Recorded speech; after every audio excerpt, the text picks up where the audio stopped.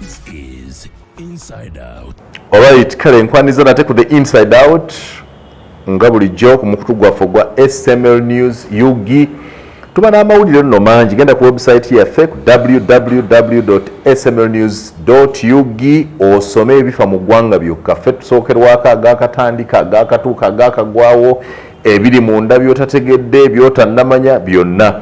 Ate ku mukutu gwaffe gwa YouTube buli lunaku tofika okulaba ebipya ebiri mu ggwanga lyaffe nga bwe tukola bulijjo. Ndine Andrew Katusabe Irumba addukanye omukutu gwa Spy Uganda.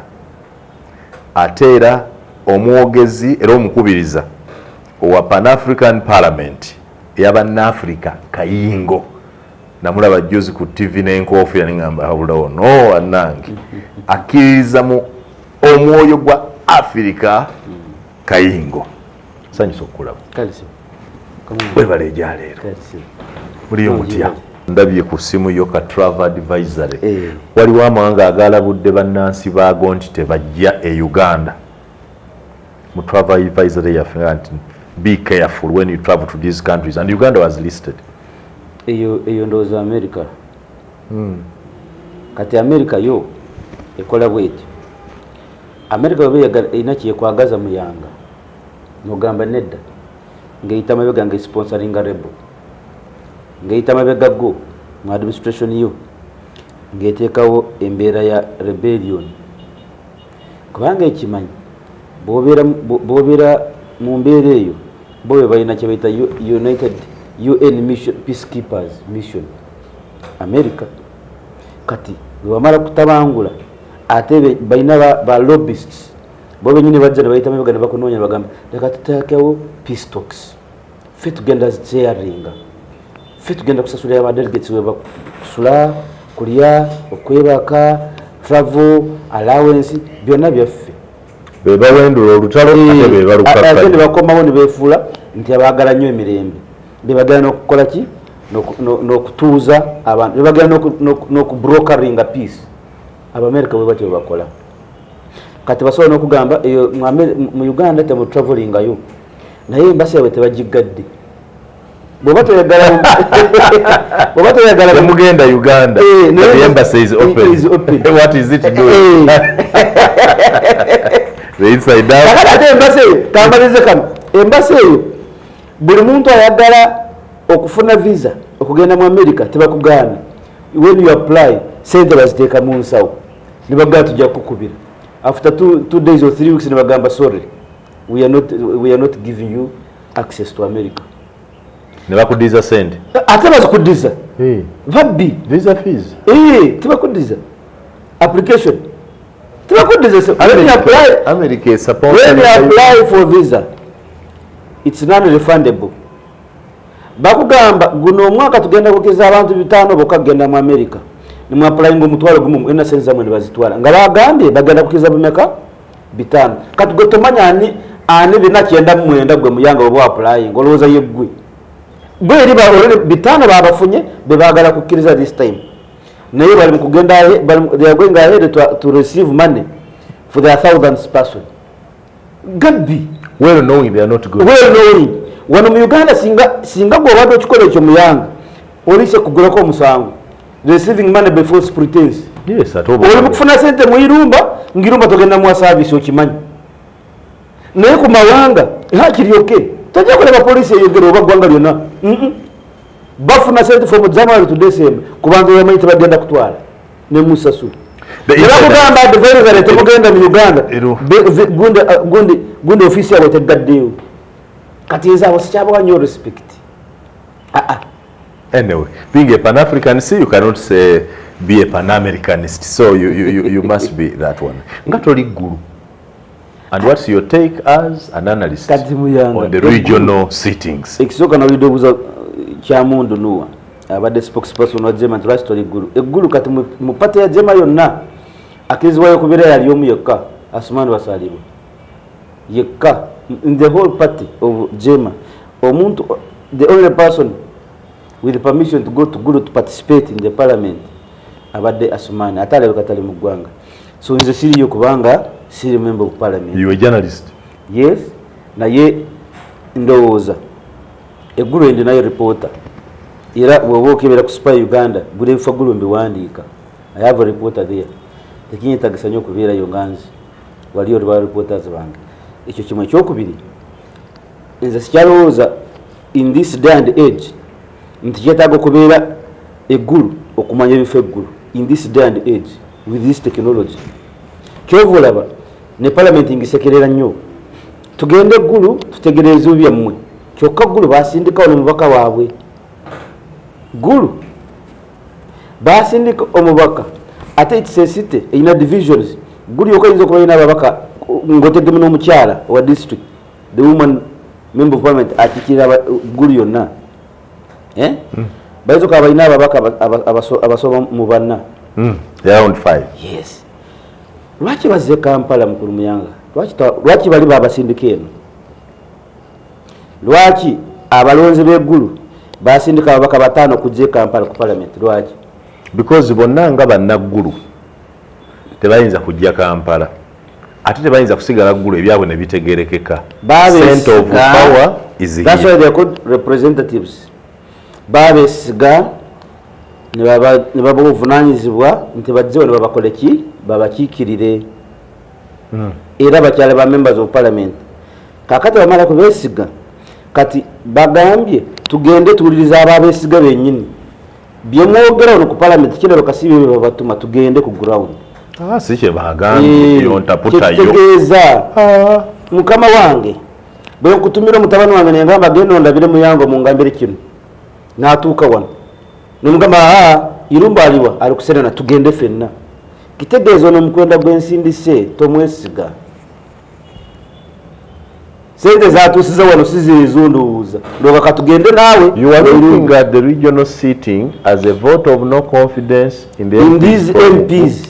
In the fact kati zino Parliament zambadde yeggalawo ne yawan nibateekako nibagifuula kizimbe kya mbizi pigare project wano no Parliament gyolaba singa tulindiramu embizi government efuna sente nyingi. Government eyingiza okusinga kufulumya kati government efulumya wano ku Parliament efulumya tuteeke ekizimbe ky'embizi government eyingize sente. Bwemba kusindisa okufa Gulu kagenda mu Kampala ngikyo nongamba kanzize wamwe mu kyalo Gulu ale kati bwe kusindisa kukola ki kati vaawo ekyo kimu. Ekyokubiri wali decentralization. How about an opportunity to see first hand the problems of Gulu first hand? And we are not talking about Gulu per se, we are talking about northern Uganda as a region. These are regional. Because Buchacho lieva mu lutalo lwa Joseph Kony, many people had never had an opportunity to visit Gulu, including myself. I have just visited Gulu 2-3 weeks ago to know what happens. Is it not good for members of Parliament, even from other areas, to go and see firsthand the recovery process? Kati ndowooza mwalikise regional tours mugenze kutuwaringa kufuna information mujje wa regional tours mujje wa good words you edit your dictionary. Regional tours mugende mukyalire regional zonna kati mujje wa musengejje ensonga kubanga regional tours. Yes. Those would look like luxurious. This is a parliamentary city. Buli muntu yafunye milioni emu n'ekitundu kwebaka mu lodge gy'ayagala n'omuwala gw'ayagala. Nkusindikire fayinga nkolaga teri mu lweko ababaka ba Parliament abasinga obungi tebasuze bokka mu lodge ze basuzeemu ndukuwe hamwe spy nti bayingiza obuwala which is okay. Babuingize babuwe n'embuto. Kakati kumuyanga gwosasudde kati gwosasudde senza malaya zagenda kumuwa gwosasudde teri mempya ayinza kugula malaya kale bakazi babo bagenze nabo sexual helpers maybe mu Luganda okiyita otya sexual help mu Luganda okiyita otya omuntu atuliza okutegeera bulungi munywani wange ow'okumbeesa beeza kakati gwe olwono sasulira mubaka wa Parliament agende eggulu yesanyuseemu n'omuwala olunaku lumu nga gw'omusasulidde oyo omuwala senze zagenda kugenda nazo gwozimuwadde eggwanga olituuse gwe kyogamba. You look at parliamentary sittings as parliamentary tours. These are regional tours.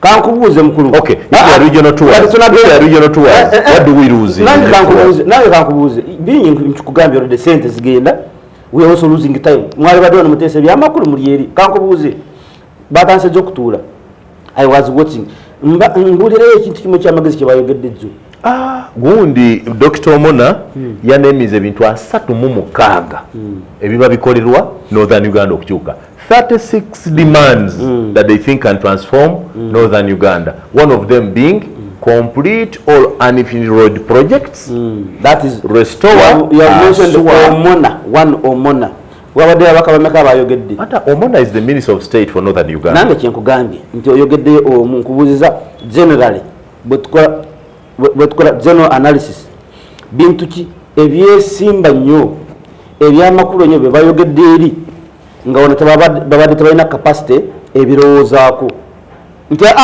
natededde nti eggulu wali abalema 10 mbalabyeko wano mbadde sobola balaba ng'ate basindika representative w'abalema waali n'ogamba nti kati mbalabye webali mbadde simanyi nti webali mbulirayo ekyamakulu kyebogedde nalabye abamu nze Andi Lumba nkulira Bunyangabu nva Bunyangabu ndi wa NRM naye Muhozi is my next president. Tuwabirabi? Muhozi is the next president. Tuli tell the people of Northern Uganda that Muhozi is ekyo bakisoma mu dictionary yawa oba mateeka gawa. Muhozi a serving general in the army CDF oli mukugamba yaddako ku bwa president nga commander in chief wali ayamulonda ono mu majje takkirizibwa okwogerera ekigambo bwekito kifuluma nga kyabya bufuzi bwekito kifulumya va kukikola nawe kifulumya nga kyabya bufuzi gwoli mugamba is the next president agenda kukola ku kitaawe kyoli mukutugamba ekyokubiri this is 2024 bwobyogera kati 2026 ogenda kwogera ki why don't you do the right thing at the right time in the right way at the right place. Karungi chikola mu regional sittings any good thing mention one good thing feke tukoze kyamanya fenna 47 million Ugandans to contributing sente okuzwa ababaka ba parliament okufuna bu girlfriends mu lodges kati wali abatagenda nkogulu mu lodges tibazimanyi bamanyiza wano Kampala kati bagenda kati kulaba bagenda kwa general analysis lodges za Kampala ziri bwezi ezegulu ziri bwezi eze Kampala ziri expensive kusinga ezegulu bedsheet ze Kampala ziri nungi kusinga ezegulu baveye bagende Toro sub-region ankole bwe bati bagenda kuleta analysis yeyo bedsheet za lodges are you speaking like that because they went to Gulu? Will you speak different when they come to Toro? Because they're coming to Toro. Yes binebigambo byenjogera sibigera ntukubanga bali Gulu. Assalamu alaikum wa rahmatullahi wa barakatuh. Amanya n'eddoboozi Aji Abudu omusomi w'edduwa nkola ku nsonga ez'enjawulo emirimu nga gikutataganyeko ebyenfuna byo nga bidobonkanye ne oba oli bweru wa ggwanga emirimu gyakucankalanako jangu kusomere ku dduwa okuva edda nedda edduwa zaabaawo edduwa zisomibwa omuntu n'oterezebwa mu mbeera yonna ebadde ekwesibyeko ekusibyeko akanyaaga nina ekyoto kyensobola okukumira wadde oli bweru wa ggwanga nga toli kumpi wano n'ofuna omukisa ogwo nawe n'osomerwako ku dduwa nga nkuteddeko n'akabaani Allah ajja kukusaasira ajja kukwanukula kuba ku nnamba yange y'essimu 075 2 44 715 ne ku WhatsApp kwendi mpereza obubaka sobolo kuyamba. Assalamu alaikum wa rahmatullahi wa barakatuh. Nkugambye regional tours bagenda kutwalinga Northern Uganda yokka regional tours analysis yange yeyo teyetagisa kubanga tuyina ababaka 529 by the way nakyo luli nakyogera mukulu muyanga bobera mbaka wa parliament ova Bunyangabo ova Jinja kantegeze Jinja constituency bagita nange ejinja nze nva mu Bulamoji county ati Bulamoji county eyo njala kubali wano sente boyogera nkubaje sente bobango mbaka wa parliament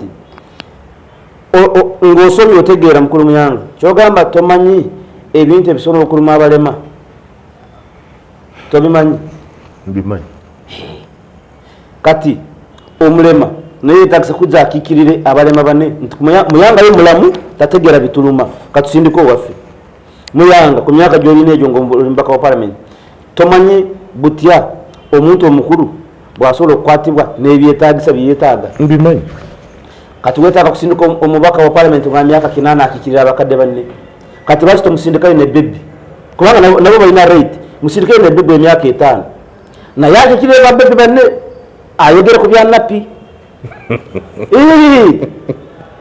musindikayo ne sexual workers botolalire byetaagwa lwaki musosola musindikayo n'omukatuliki musindikayo omusiraamu musindikayo omuprotestant parliament enajjula ebyawe n'abeeso bwongamba nti gwe muyanga pulezidenti atukulira atutwala fena mukadde laba prime minister emyaka gye laba speaker emyaka gye laba deputy speaker emyaka gye laba envizi bali mutwe laba chief justice weyenkana laba poliisi obukadde bwe baliko nakugamba abo bonna tebategeera bizibu byabakadde nga pulezidenti oli muvuuka myaka 12 tonatuuka ku age nga speaker totegeera gwe muyanga totegeera ebizibu byabakadde bo ku kyalo tobitegeera muyanga mbimanyi so weetaaga omubaka wangaakadde boyogerako amaipere gwe bakadde bo tobalabirira mbalabirira the same problems bayitamu wali bawe sente zaabwe emitwalo babawo kati emitwalo 2.5 sente z'omubaka wa palamenti ono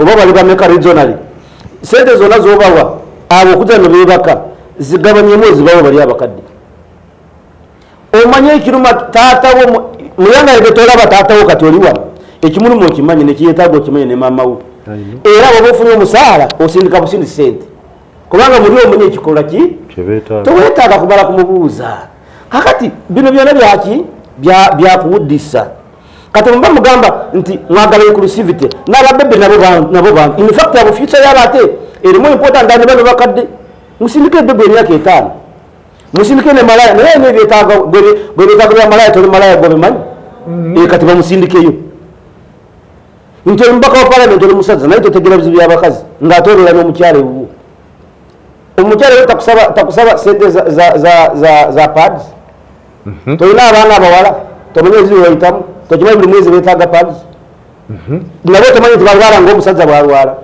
nabo tomanyi balina ebyetaago nga gwe bwobiina weetaaga omubaka omukazi agenda akikirira abakyala banne you need to put up one slot member of parliament ovunyanga bu district bavuganye oba musajja oba mukazi ayitamu oba mukazi oba musajja agenda akikirira abalala after all ogenda parliament ogenda kuteesa wekka ebunyanga bwayinza okuyitawo omukazi footpoto nayitawo omusajja bwe mugenda mu parliament that's a collective house mwena mugenda kwogera ku biruma banansi kakati bwongamba ekalamoja ojeeyo akikirira abakadde b'ekalamoja tooro nojeyo akikirira abakadde b'etooro tooro subregion ankole nojeyo akikirira abakadde b'ekalamoja kyogamba ebizibu biruma abakadde bankole si bye bimu biruma n'abeenu tebifaanana.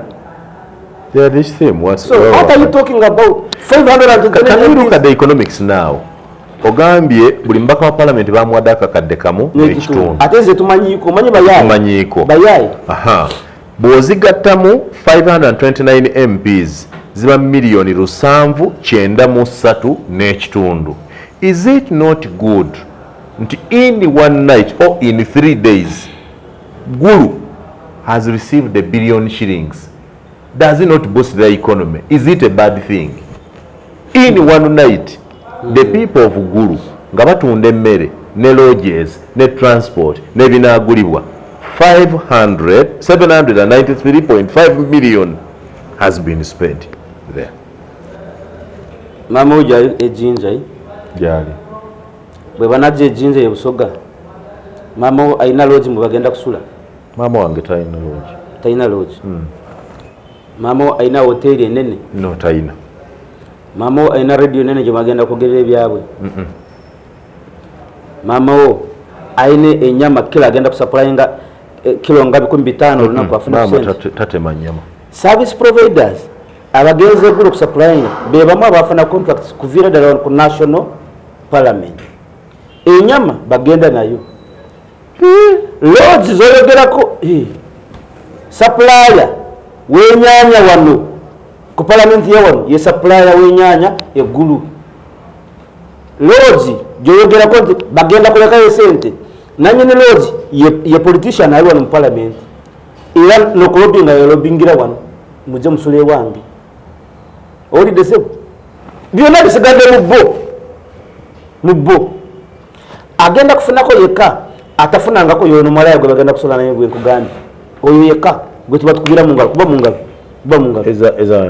malaya obuwala bakubire mu ngalo abo bagenda gaggawala bwe bavaayo kati ebizimbe bigenda kusituka nga byaba malaya Gulu bakubire mu ngalo muyamba. Why do you attach bamalaya to MPs? Bye bagenze kukola nkwe bifaananyi amwe spy nkwe bifaananyi ndikulabye kati ndeka kati njagala okitegeere nti tekina makulu okundeka wano irumba nga nkugambye njagala sente za internship nongamba kangende toro mpuliriza irumba kyagamba ndi wano nkugambye maze kusoma bwa medical doctor njagala sente zogenda kukola intano nga sina sente naye kangende toro ojo mbulire ebizibu byo muli basiru abantani bakugambye twagala sente genda kusoma internship gavumenti egala tulina sente naye katugende Gulu tubawulirize abakyoli mubalese wano bagambye tetulina sente bali mukwekalakasa wano ogenze Gulu bawulirize ogenda kuwuliriza nyoko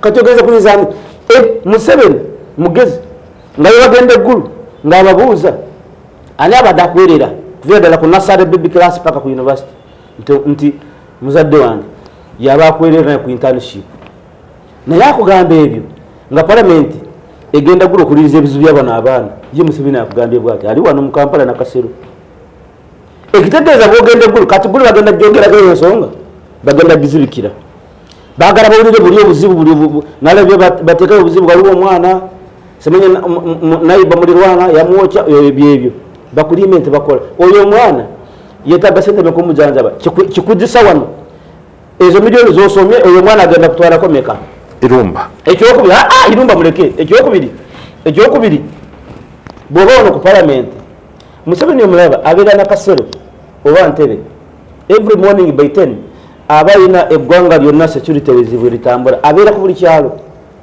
mbuuza gwe muyanga yasoma tasobola kwera ku buli kyalo olowooza baani ababwa information ababeera ku riso diso RCC deputy bonna kawo bwaba bya finance bamuwa report parliament eno is the headquarter ey'ebirowoozo okuva mu ggwanga lyonna eno headquarter yabe buli kyalo buli district buli gombolola buli saza tulinayo mubaka nebekolamu omulimu ne balonda mubaka omu ajja wano atuwulire ebizibu ebiruma abantu be naye n'ensonga endala zijjira mu security apparatus nti Museveni asobola okukola information ayatumudde munne ku kyalo ewaffe nga nze sinakimanya Museveni akiina how ayina system gyeyazimba ya security yaggwanga eyo system yennyini ku nsonga ezimu bikwatagana na parliament ne bakuleetera report nti wano waliwo kino na kino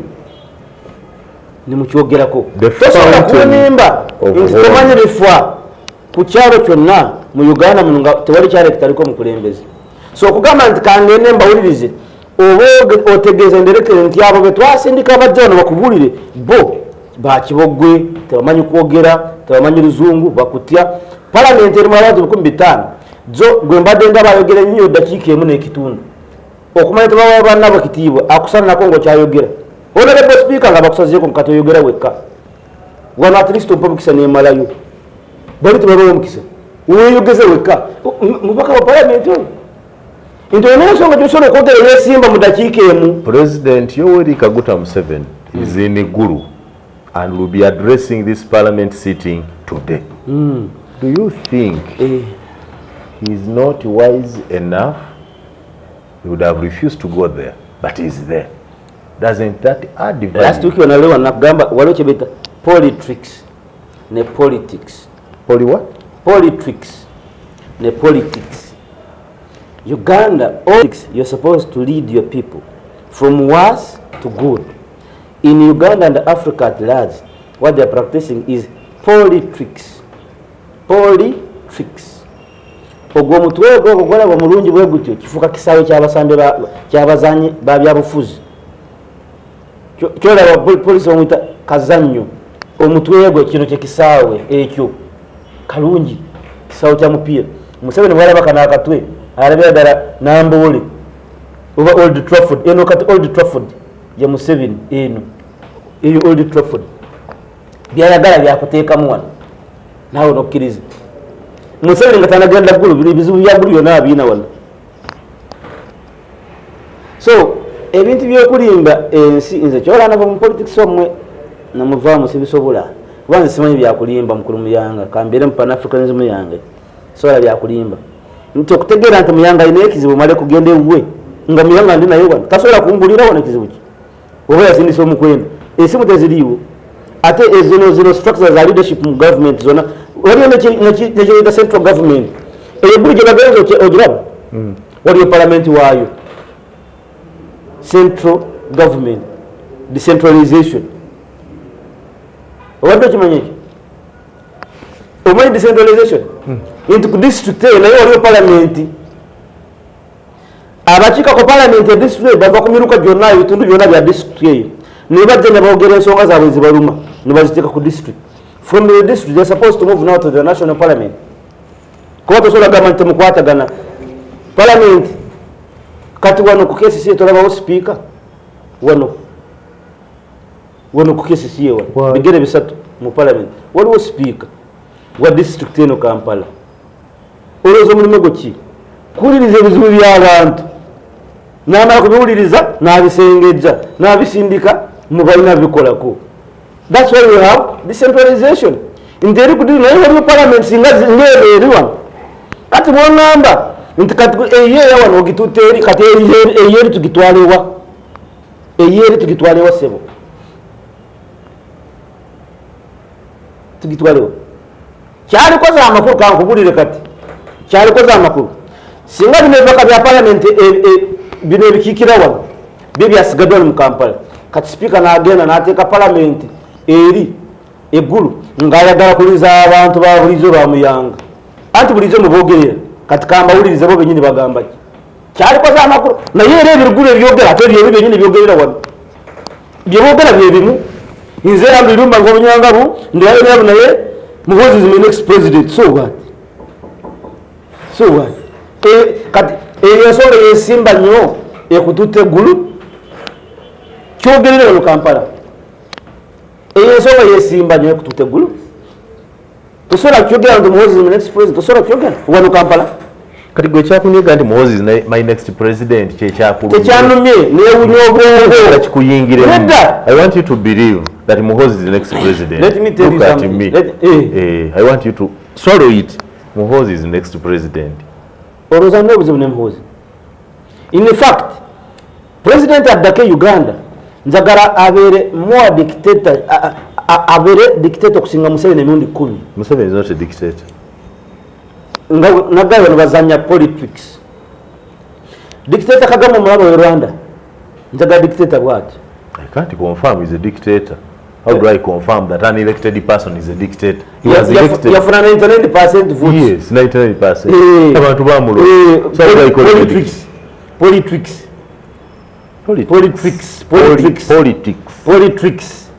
You have 99% naye tusome tulina amagezi. At least wali abantu bemanyi banyarwanda bawanga kukane bava Rwanda ne badduka bali bweru nga tebakanya ne Kagame. At least nkimanyi ntwali omukyala gwe batta. Eyo family tesobola kulonda Kagame. Ati abo tebalonda.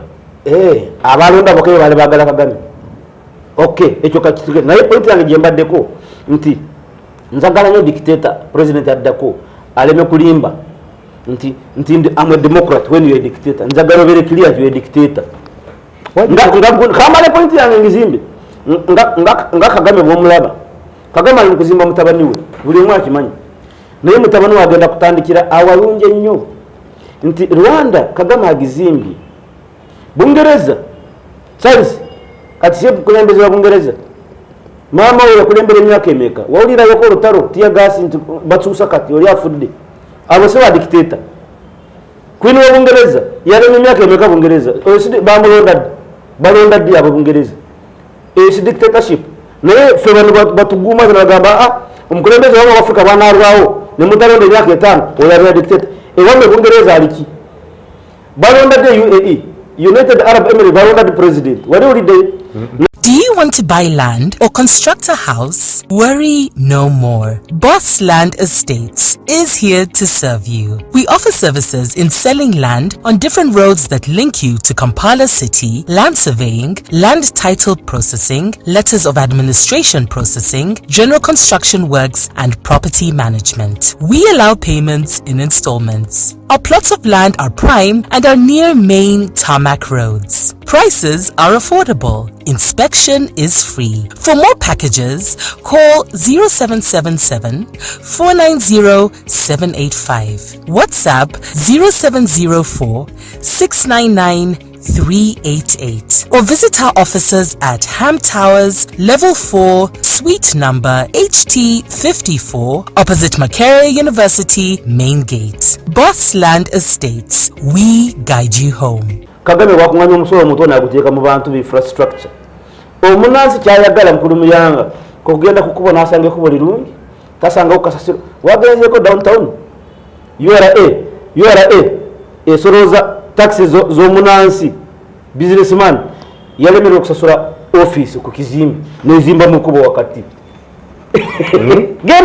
genda unjuku obuyimba bwa URA ifreeze tebena zeza kusasula businessman ayine kizimbe nibazimba mukubo kubanga eko bategeka alikaya nako URA tena sente zigula taka oba kizimbe kiwodde oba office repangise esoreze kugwa musoro ezimbe mukubo wakati kateje kusoroze bulungi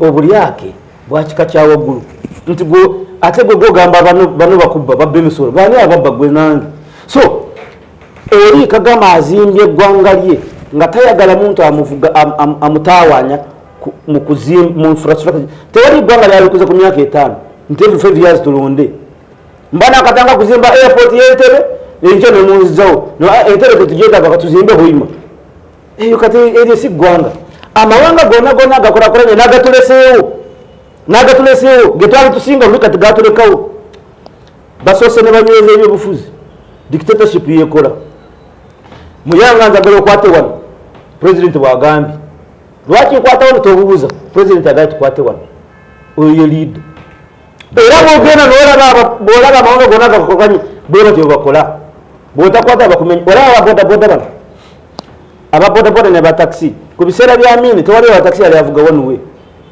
oba ise motoka ya police oba ya maje ngagirayo kubaka akagundi nero rero motoka ya konvo ya president solo ko ita wa boda na isa why agimento nacho jamukora ekinene nyo jamutsumango musindike a lot of peace and freedom ne bagikosa bubi oba boda rero aba police ba milida kukubu navuga wanuwe the inside navuga wanuwe go motoka akwimiriza kubanga tosibye musiru irumba kandi mazi uliriza abantu kan owa boda aba police bali yawo avuga wanuwe tebalina kiba mugamba na owa motoka owa police na yimiriza owa motoka ali mu bibi agenda na kwimiriza basi tosibye musipi na kugamba ngenda kupafene emitwalo 10 okankoye emitwalo 2 nozi mwana ogenda why owa boda ala tayina sente gozi katayina kuno ya kyakwesibako the inside out je tuliko ne Andrew Rubayirumba katumalirize n'ensonga emu mu dakika zino esigadde yesatu girete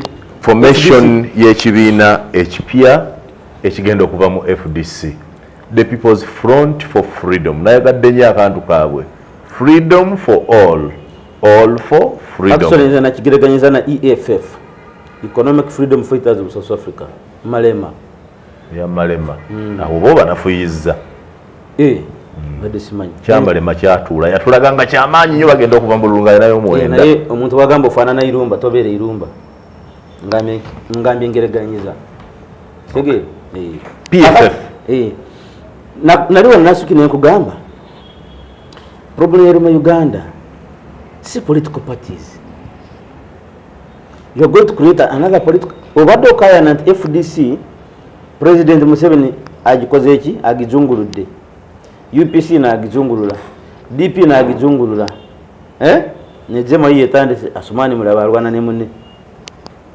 kata yo muntu tanafa kata oli mukutandika wekirala nupu hiyo nagamba nupu yuga buyuzi eringa bine motoka bya TX bine binene botuka kwampa kola bwe nakiyuga tomanya jogenda direction tomanya aliwa kakati oyo muntu tanafa wali oli mukutandikawo ekipya kiringa bona ogamba wano omulirwana waliwo omuli w'abaana abaana bo bona abalidde n'abamalawo n'ogamba naye mukazi wange ali lubuto ono tugenda kufiirako nga yalidde ab'emyaka 10 ono ali lubuto kati bwogambye ekibiina kati oyagala abanayuganda bambi bagende mu spirit ey'amaanyi nnyo beesunga ekibiina ekipya kigenda tununula kijje kitandike ekirungi nalabye Besigye mubagenda muba promoters wati abagenda kiwandiisa ate Besigye talimu wakirabye kakati Besigye ajja kujja naayitire eno wansi bali bennyini bakiwadde bakitunde nakyo enkya kati nga tuddayo ng'addamu tukunganya emikono tutakwisa ebirango emyezi 6 nga tutandika ekirala tugenda kubeera kutandika bibiina bipya ne John Oye naye ali mukutandikawo ekibiina Katumba John Oye naye ali mukutandikawo ekibiina so problem ya Uganda si bibiina problem ya Uganda eri what is the agenda who is the ani mutwe gwa agenda eyo otutwalawa how do we move from where we are to the next chapter ate abagenda kununula Uganda si bibiina bya bufuzi it is the citizenry abanansi kati nzo ndabona sina kibiina mukulu muyanga sina kibiina sina dini sina race naye wendi am a human being am called Irumba I stay in Uganda naye nange njagala okulembeza obulungi okungamba nti jangu tukwatagane tutereze eggwanga lyaffe tewetaaga kunkonfizinga kuyingira kibiina kya bufuzi kyonna kubanga ebyo ezo emotoka zonna those are vehicles naye emotoka zonna ayina ebisimuzo bya engine waali mulamu bwogitandika n'ogivuga n'ogiva n'otuuka Masaka n'ova mu kufuka okuma osanga ekisimuzo akijima kitadde mu nsawo. Will PFF affect FDC in any way? Yes, kyabagenda kukola they are going to divide support wala bagenda kusigala na gweroza na jera ngumi genda vaawo tegenda vaawo amuli tegenda labyo ovuma tagenda vaawo ajja kusigala kanyana katinga gundi nga Mujuche Francis Salamu Sumba Semujunganda Elodmeyer Kwago agenda kuvale nabo kati ate bagundi basigaleyo totereruka bamwenda John Chikonyogo bona basigaleyo so it will be division of political parties, not NRM as the ruling party. It is still division of opposition political parties. Ntumubade muri bibiri mu FDC inazana nkumbi kati wasigadde ya 15 kize katonga ona difference jokoze boleta muno gogogo ya gumu nonga anange njagala kugongera ko bungi noga mumpe makasi no sala salamu obo gongeza ko bungi omuno gwa bogwe gusigala buli ogu kati obo udisa atategeera nti oyongeddeko obungi ku muno gwa bogwe nze kama itwali gwe muno gumu gwa bogwe twabulide bangi wayinza okuba abantu abapya abadde tebagala FDC olw'ebiryo nga basobola okuyingira PFF. I want to assure kwena political terrain genda na Besigye huyo na yagenda bedawe Besigye buyale 2011 siwa alika. Is he stronger now? No, he's not stronger now. Naye muntu akowa agenda akowa era nobwalaba amanyi ge yatekanga mu luli 2001 reform agenda ba creating FD forum for democratic change na juzi paka kuva kulembeza na gamba kantandike katonga on the kind of dedication he was putting in is not the same today. Ne sente kati kino kyagenda kutandika Besigye luli yali moving out of the country anonya funders yali mutogo ekintu olwaleero wamulabe yatandikidde mu kuregisteringa erinnya liteririyo nze muri ndaba nti bwe yanatandika n'alaba nti nabo benyini bafuusenga bali he will go into oblivion the inside out dala tali mu mpepa wakazammwe so kijja kuba kyangu okukola ki okudda into oblivion n'asirika oba n'abivaako nze that is the first sign mbadde noonya bina ya Besigye but I was looking for Besigye's name mu bantu abali mu kutandikawo ekibiina kubanga FDC ogiraba ekimu babadde bamunenya kati abamukuba bagundi Besigye sigwa watandikawo ekibiina abakitandikawo babetikamya in fact twajjana South Africa okwegayo oje otukulembere n'olwekyo sigwa yakitandikawo kakati ate ku kino kyotandika ku mobilism kutandikawo ate gwe mbaregistering nga toliimu kyekimu kyebagenda kuvuma enkya so ndowooza naye yerekerawo muwaatwa enkya wanaba si kyange So psychologically, you cannot move me by a political party. You can move me by the agenda.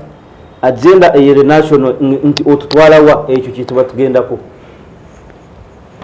Kati tumaliriza. Kubanga ebiddako biyinza obutanyuma kulabi kubanga ndaba otandise okukuba kale inside out eyolalero bwekyo bwegenze.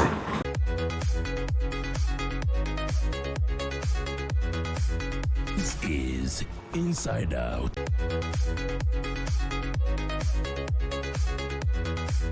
This is Inside Out.